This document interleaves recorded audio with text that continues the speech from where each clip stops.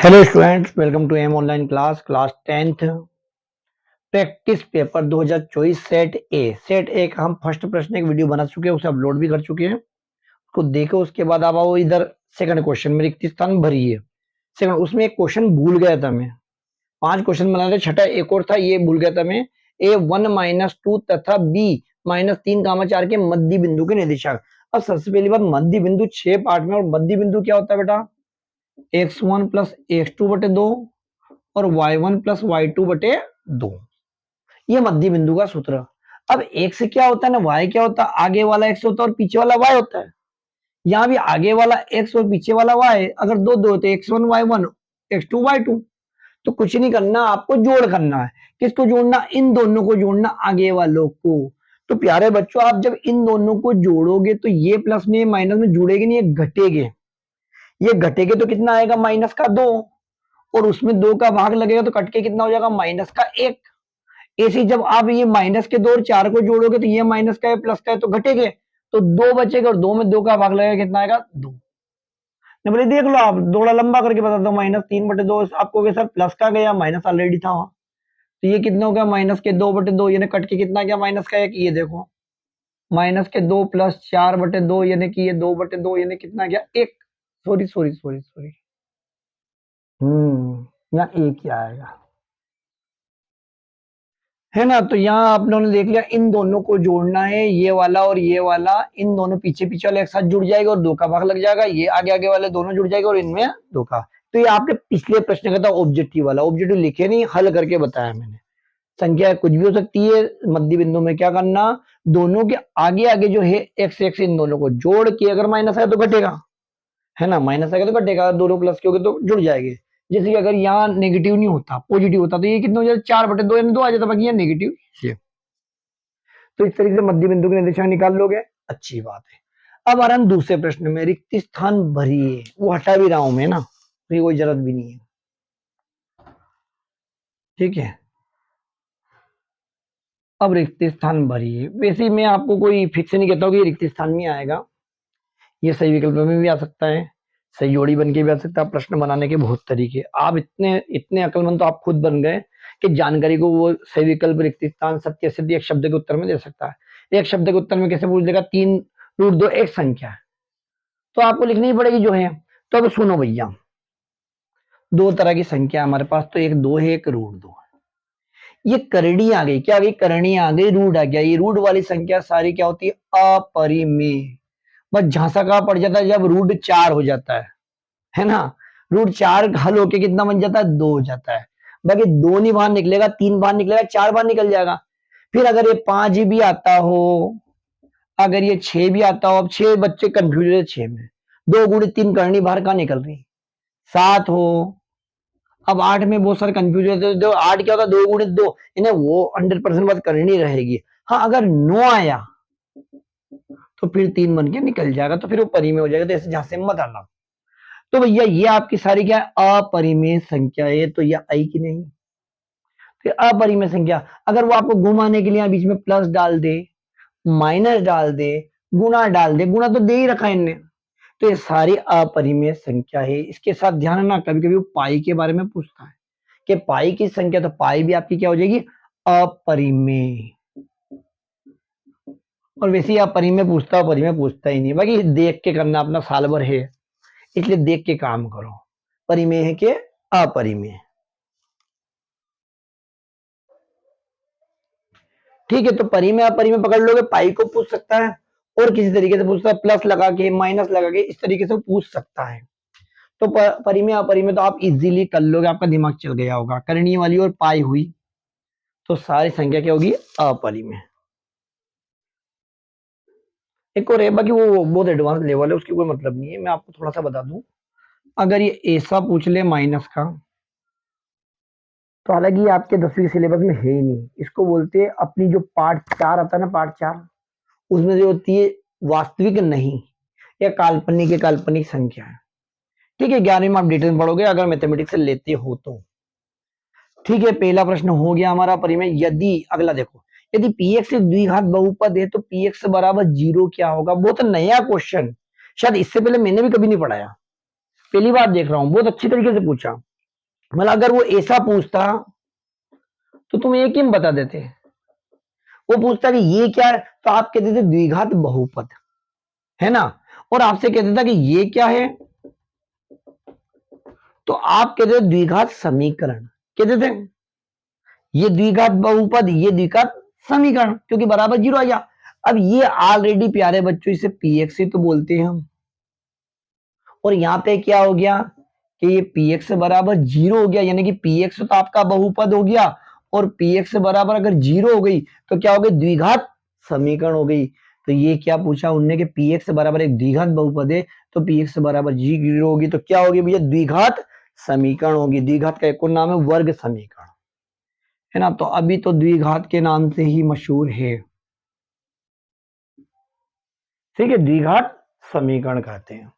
अगला तीसरा, यदि किसी द्विघात समीकरण के मूल, बहुत इंपॉर्टेंट टॉपिक है ना, देखो भैया इस टॉपिक को अच्छे समझो। विविक्त कर, विविक्त कर होता है हमारा डी, जिसे हम बोलते हैं बी स्क्वायर माइनस 4ac बराबर जीरो। इसका ही सूत्र पूछ ले बहुत बार, देखो इस पार्ट में ये भी कवर हो रहा है आपके, इसका फॉर्मूला पूछ सकते हैं। अब सुनो, इसमें तीन कंडीशन है। इसमें पूछ ले आपसे कि ये जो विविक्त कर है ये सबसे पहली बात कैसा आ जाए, कैसा आ जाए, धनात्मक। अब बच्चे के धनात्मक के धन, धन कभी नहीं, 2 आ जाए, 3 आ जाए, 100 आ जाए, कोई भी संख्या है धन की आए, ठीक। तो कैसे हो गए, मूल वास्तविक, मूल कैसे हो जाएंगे, वास्तविक और असमान, कैसे हो जाएंगे, ये पहली कंडीशन है, मूल वास्तविक और समान। दूसरी बात, अगर डी का मान कैसा हो जाए, बराबर हो जाए शून्य के। इसमें क्या हो रहा है, शून्य से बड़ा हो रहा है, धनात्मक यानी शून्य से बड़ा।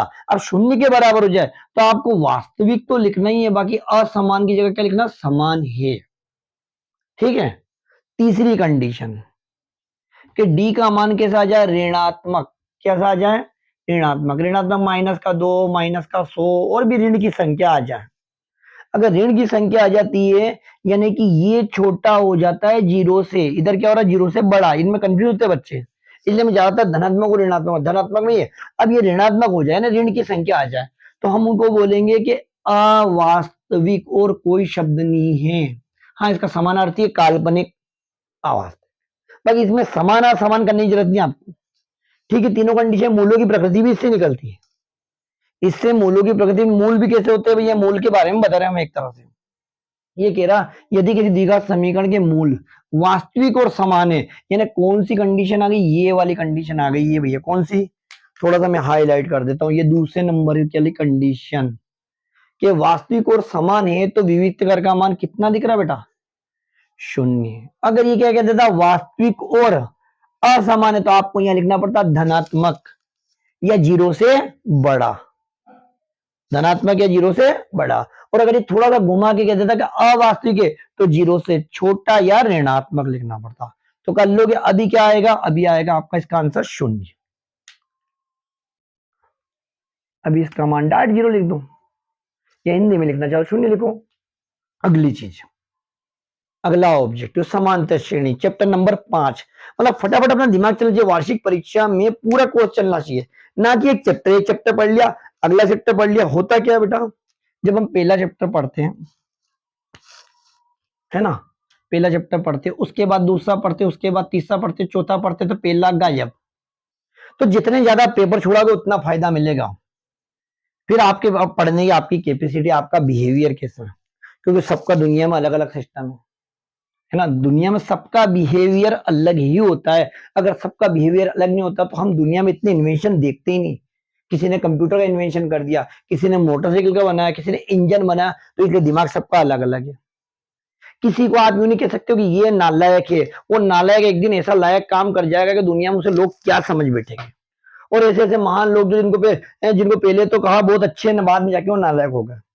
तो ऐसा कुछ नहीं है, कोई नालायक नहीं, कोई लायक नहीं, जो मेहनत करेगा वो आगे बढ़ेगा, जो अपने लक्ष्य को पकड़ के रखेगा, ठीक है। यदि किसी द्विघात से ये हो गया शून्य, अगला वाला समांतर श्रेणी, ए प्लस डी, यही तो समांतर श्रेणी होती है। समांतर श्रेणी का मतलब क्या होता है, ये तो होता है कि हमारे पिताजी ने हमें 10 रुपए गले में रखने के लिए दे दिए।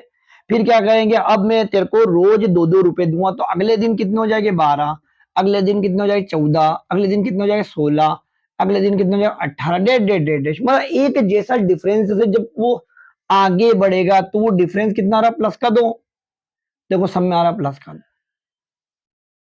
तो समांतर श्रेणी।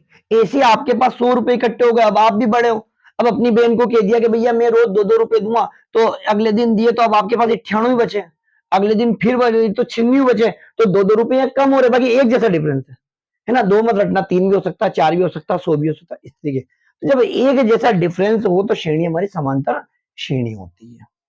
मतलब हम जो कुछ भी पढ़ते हैं हमारी रियल लाइफ से जुड़ा होता है, बस हम उसे रियल लाइफ से जब जोड़ेंगे तो हमारे समझ में आने लग जाएगा। जब तक हम सोचेंगे किताब के अंदर ही है तब तक वो हमारे किसी काम का नहीं। अब देखो समांतर श्रेणी ए प्लस, मतलब वहां क्या जुड़ा, दो दो, अब यहाँ दो के रूप में कौन आ गया डी, फिर एक डी और जुड़ेगा, डी और D, 2D, 3D, 4D, 5D जुड़ जाएंगे। बाकी ध्यान रखना हमेशा पहले पद में डी जुड़ा, दूसरे में जुड़ा तो दूसरे में डी एक बार आया, तीसरे में डी 2 बार, चौथे में 3 आया, तो पांचवें में समझ जाओ 4 आएगा, मतलब एक कम आ रहा है। तो ये कह रहा 10वां है, यानी 10वें में क्या आ जाएगा ए प्लस नो डी, एक कम होगा हमेशा, क्योंकि वो एक कदम पीछे ही रहा था इस ए से, यार ये क्या था एक डी कम। तो इस तरीके से कितना हो जाएगा नो डी। या आपको लगता है कि हमें सूत्र से निकालना है, तो सूत्र क्या होता है ए एन बराबर ए प्लस एन माइनस 1 डी। तो कुछ नहीं करना आपको, वो क्या कह रहा 10वां पद निकालो, यहाँ 10 रखोगे तो यहाँ 9 ही तो मिलेगा बेटा, तो ए से भी आ जाएगा, यानी इसका आंसर क्या होगा ए प्लस 9D। जिसे भी करो, सवाल करने के बहुत तरीके, दिमाग से अंदाजे से भी लगा लो, तो ऑब्जेक्टिव में आपको नहीं, और ऑब्जेक्टिव में कभी डिटेल में लिखना ही नहीं आप। ऑब्जेक्टिव में यानी कि ऑब्जेक्टिव का मतलब, ऑब्जेक्टिव में जब भी बोलता हूँ बच्चे कहते हैं कि सर 4 विकल्प आएंगे, नहीं नहीं, ऑब्जेक्टिव में सब आ गए, रिक्त स्थान भी आ गए, सही विकल्प भी आ गए, सत्य जो एक नंबर के वो सब आपके ऑब्जेक्टिव टाइप ही है। ठीक है, तो ए प्लस 9D समझ में आया, कौन सा 10वां पद, नहीं यही कहता है 100वां पद, तो 100 में से एक कम कर दो 99 आ जाता। न मान लो आपसे कहते कि 500वां पद निकालो, तो 500 में एक काम कर दो 499 डी आ जाएगा। ठीक है, ये आपके समांतर श्रेणी वाला क्वेश्चन भी हो गया। अगला वाला, इससे पहले वाले वीडियो में कहता 6 पार्ट आए, मतलब आपको कुछ नाम याद रखना है। सबसे पहला नाम समरूप, समरूप में व्रत, वर्ग, वृत्त, वर्ग और समबाहु त्रिभुज, समबाहु त्रिभुज, हाँ समद्विबाहु नहीं है समरूप। ठीक है, ठीक है, मतलब एक जैसी आकृति दिखने वाली, जैसे हमारे पास ताजमहल का एक फोटो है और ताजमहल दोनों देखेंगे तो दोनों दिखते तो एक जैसे ना, भले एक छोटा एक बड़ा, मतलब एक जैसे आकार के दिखने वाले, वो समरूप। जैसे मैं खुद खड़ा हूं और जैसे मैं अभी यहाँ रियलाइज में हूँ, मेरा जो वीडियो देखोगे आप उसमें मेरी जो इमेज दिखेगी वो मेरा समरूप ही है। या आपका खुद का अगर फोटो आप मोबाइल में देखोगे वो समरूप है ना, उसकी जैसी दिखती वाली आकृति वो समरूप होती है, बराबर होना जरूरी नहीं है ना।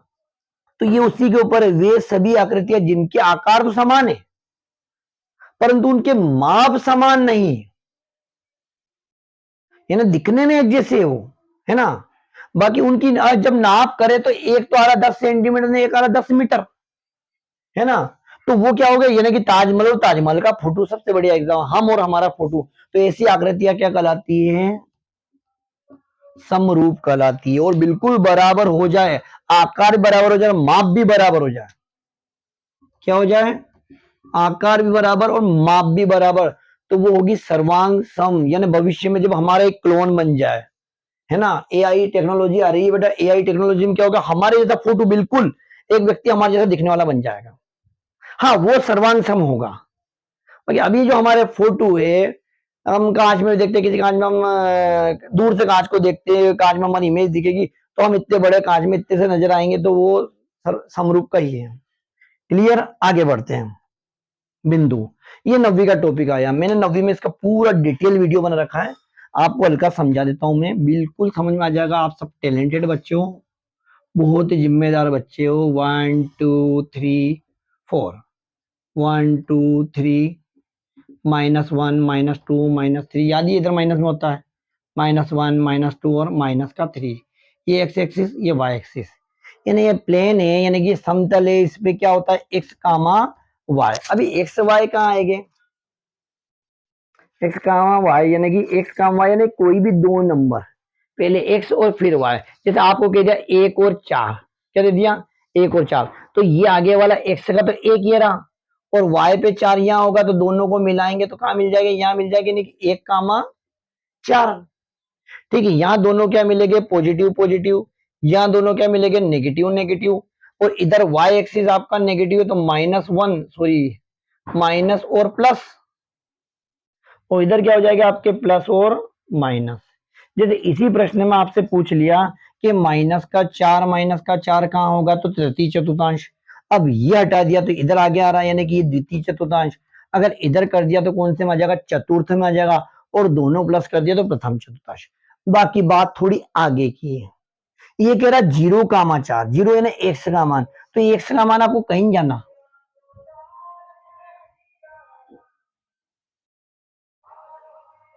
ठीक है, ये आपका 4 है। अब आपने कहते 0,4 यानी एक्स पे तो कहीं जाना ही नहीं, वाई पे जाना, तो वाई पे आप यहाँ आ गए, यानी कि आप कौन से अक्ष पे आ गए, वाई अक्ष पे आ गए। कहाँ आ गए, वाई अक्ष पे, तो यहाँ क्या आंसर आ जाएगा, वाई अक्ष। ऐसे आपको पीछे 0 दे और आगे नंबर दे दे, जैसे पूछ लो 4,0, तो कहाँ होगा, एक्स अक्ष पे होगा। तो समझना ये, और भी तरीके प्रथम चतुर्थांश से समझा दिया मैंने, अक्ष मतलब 100% बात है, जब जीरो होती है, जब जीरो होता है तो वो अक्ष पे होगा, और दोनों जीरो हो गए तो मूल बिंदु, पक्की बात है। ठीक है बेटा, मैंने कोशिश करी आपके अच्छे समझ में आए होगे। समझ में आए तो आप ज्यादा से ज्यादा बच्चों को शेयर कीजिए, खास करके उन बच्चों को जहां उनको कोचिंग अवेलेबल नहीं हो पाती है, टीचर से मिलते तो टीचर से भी कुछ कम समझ में आता है, तो मैं कोशिश कर रहा हूँ कि उन तक भी ये वीडियो पहुंचे। तो आप ज्यादा से ज्यादा शेयर कीजिए। Thank you. ओके।